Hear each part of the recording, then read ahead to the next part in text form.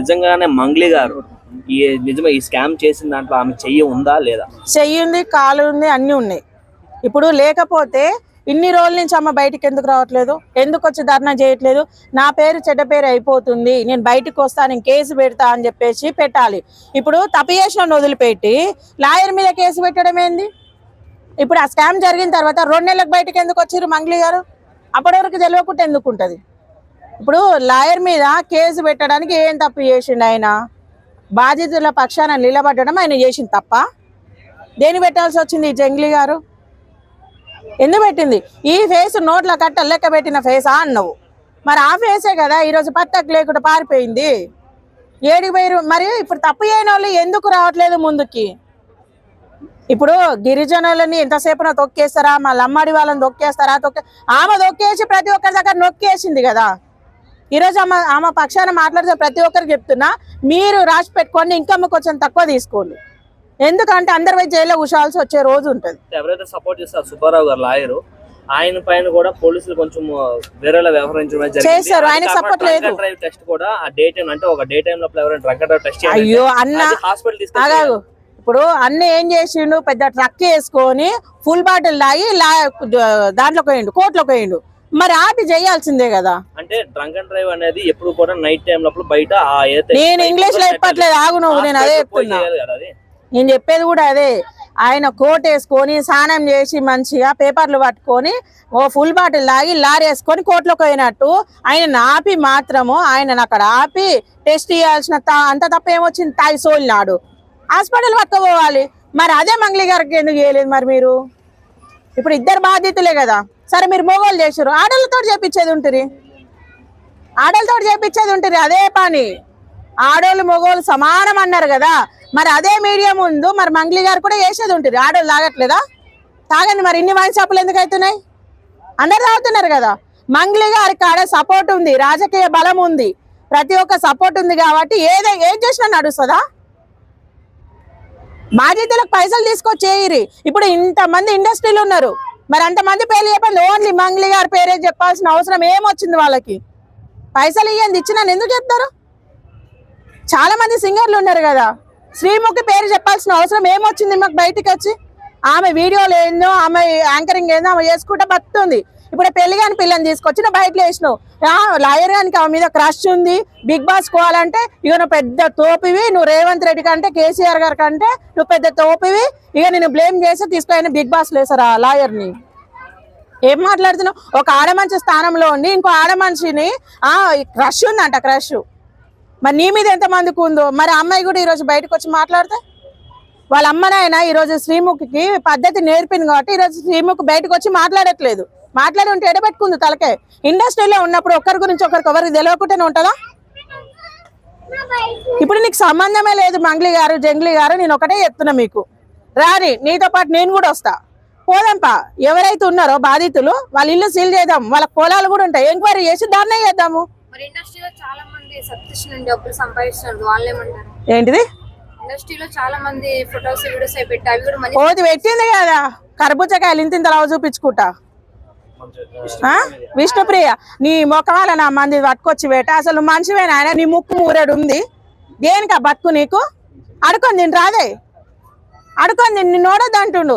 మస్తు హైదరాబాద్ లో కొన్ని కోట్ల ఉన్నాయి సిగ్నల్, రోజుకో సిగ్నల్ కాడ చావు. ఏం గత్తర పుట్టింది, ఏం పోయే కాలం వచ్చింది, ఉన్న పైసలు సరిపోతలేదు. అందుకే చెప్తున్నా వీళ్ళకి ఇక్కడ వాళ్ళు కాదు, ఆఫ్రికన్ వాళ్ళు ఇవ్వాలి.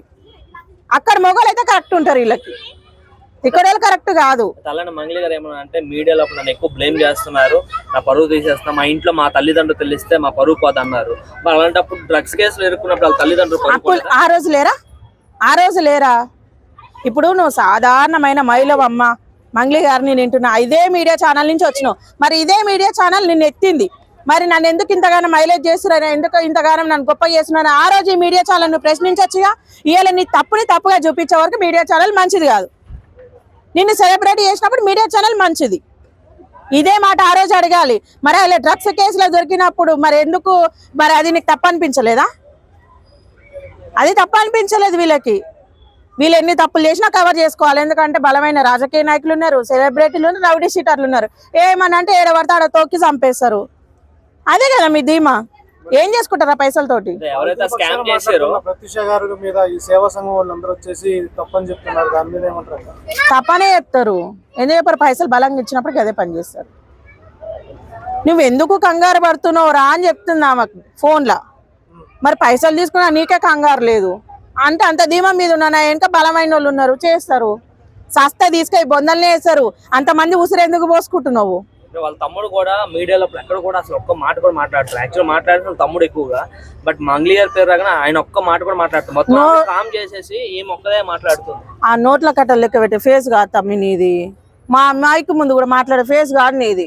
నోరు తెలిస్తే అసలు మాటలే రావు, నీళ్ళే తాగుతారు. ఈనటోడు చెవిటోడు అయితే ఇక వద్దులే మింగేస్తున్నాయని అట్లుంది వాళ్ళ కథలు మొత్తం. వాళ్ళ పైసలు వాళ్ళకి ఈరి, వాళ్ళ పైసలతో ఏం బాగుపడతావు, ఏం ముందల పడతావు? క్లియరెన్స్ వస్తుంది నాకు వస్తుంది అంటున్నావు. నీకు బలంగా ఉన్నారు, ఎవడెవడు తీసుకొస్తాడు క్లియరెన్స్? వాళ్ళ నోట్ల మట్టే కదా ఇప్పుడు చేసేది, వాళ్ళ నోట్ల మట్టే. నీకు అంత మంచి సెలబ్రిటీ అమ్మా, ఎందుకు నీకు అవసరమా? ఇజ్జత్ పోయి నాకు ఇజ్జత్ రాదు. కొంతమంది ఆ లంబాడి దీనికి సంబంధించిన కొంతమంది వచ్చి మా లంబాడి అమ్మాయిని మీరు ఎంత ఇచ్చేసి బ్లేమ్ చేస్తున్నారు. మరి అటుపక్క మోసపోయింది కూడా లంబాడీస్, మా వాళ్ళ తరఫున ఎందుకు నిల్చోట్లేదు? కాదు, ఇప్పుడు లమ్మడోళ్ళు అని అంటారు. కొంతమంది అంటారు అయ్యో మా లమ్మడోళ్ళు అమ్మాయిని తొక్కేయాలనుకుంటారు. అంటే తొక్కేయాలనుకుంటే 10 సంవత్సరాల కిందనే తొక్కి పడుతుండే, 10 సంవత్సరాల కిందనే తొక్కి పడుతుండే. పుట్టగొడుగు లెక్క ఎప్పుడు అనిగిపోతుండే. మరి 10 సంవత్సరాలల్లా మునిగే చెట్టు లెక్క ఎట్లా ఎదిగింది మంగిలి? ఎంతమంది తొక్కేసిరామని? ఎవరు తొక్కేయలేదు. మరి అటు సైడ్ మోసపోయిన వాళ్ళు కూడా ఎస్టీ వాళ్ళే కదా, వాళ్ళు బాధితుల్లా కనిపించట్లేదా? వాళ్ళ పైసలు కాదా? ఈమెను ఒక్కదాన్ని తొక్కేదాన్ని చూస్తున్నారు. తొక్కి కొన్ని కోట్లు నొక్కేసింది కదా, మరి దానికేం సమాధానం చెప్తారు? మీ మంగ్లీ గారు చేసేది ఏం లేదు. ఎంతసేపున నేను కేసులు పెడతా. ఓన్లీ డిపార్ట్మెంట్ మాత్రమే మంగ్లీ గారికి మాత్రమే చుట్టిరుకోం. ఓన్లీ మంగ్లీ గారికి మాత్రమే చుట్టిరుకోం. ఓన్లీ మంగ్లీ గారు మాత్రమే ఇక్కడ పుట్టిరు. ఎంతసేపు ఆమె కేసు ఇస్తే ఇమీడియట్ గా యాక్షన్ తీసుకుంటారే. మరి మిగతా వాళ్ళు ఇస్తా కూడా అట్లే తీసుకోవాలి. మేము ఇస్తా కూడా అట్లే తీసుకోవాలి. మేము కూడా యాక్సెప్ట్ చేస్తాము. అది కరెక్ట్ కాదు. వాళ్ళ పైసలు వాళ్ళకి ఇచ్చేసేయి. అనవసరంగా ఎందుకు? ఇప్పుడు ఇండస్ట్రీ నుంచి అయితే బయటకు వెళ్ళగొట్టిరు, అవసరమా? మొన్న వైస్ టీవీ రామలమ్మ గారు కూడా దీనిపైన కొన్ని క్వశ్చన్స్ వేస్తే వీళ్ళిద్దరికి కామన్ ఫ్రెండ్స్ ఎవరు ఉన్నారు, మంగ్లీ గారికి రామలమ్మ గారికి, వాళ్ళతో కూడా చర్చలు జరగడం. ఎందుకు నా పైన కామెంట్స్ చేస్తున్నా, నా పైన ఎందుకు ఇలా క్వశ్చన్స్ చేస్తున్నా? నేను షార్ట్ కట్ లో ఒకటే చెప్తున్నా, నిప్పు లేని పొగరు రాదు. ఇప్పుడు నన్ను అనమాను, నేను ఒక మాట చెప్తున్నా, నన్ను అనమాను, నేను చేసిన అనమాను రాదు అన్నాడు. కొన్ని రోడ్డు మీద నన్ను గుద్ది వచ్చిన అనమాను, లేకపోతే నేను మందు తాగిన రోడ్డు మీద వన్నాను. ఎందుకంటే మనం చేయలేం కాబట్టి ఎవడు అన్నాడు? నువ్వు చేసినావు కాబట్టి నిన్ను పాయింట్అవుట్ చేసి అడుగుతున్నారు వాళ్ళు. ఇండస్ట్రీలో కొన్ని కోట్ల మంది బతుకుతున్నారు.